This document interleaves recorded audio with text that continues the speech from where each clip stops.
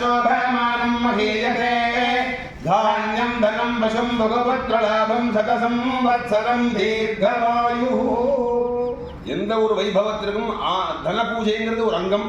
ஏன்னா நம்ம செய்யக்கூடிய அந்த வைபவத்துக்கு தேவையான செலவுக்கு உபயோகப்படக்கூடிய பணங்களை எல்லாம் அம்பாள் சுரூபமாகவே லக்ஷ்மி சுரூபமாகவே பூஜை பண்ணி அதை செலவு பண்ணுறதுன்னு பெரியோர்களுடைய வழிவகுத்தல்.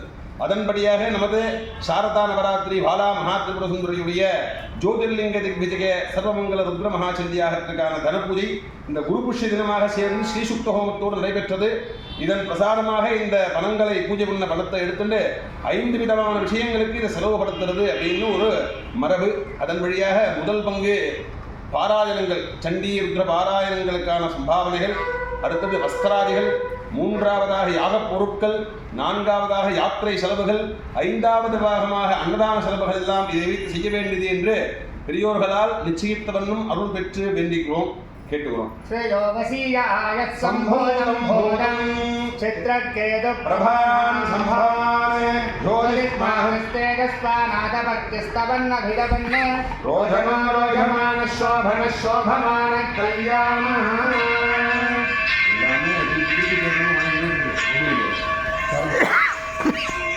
இது எத்தனை நிமிஷம்? 1 நிமிஷமா?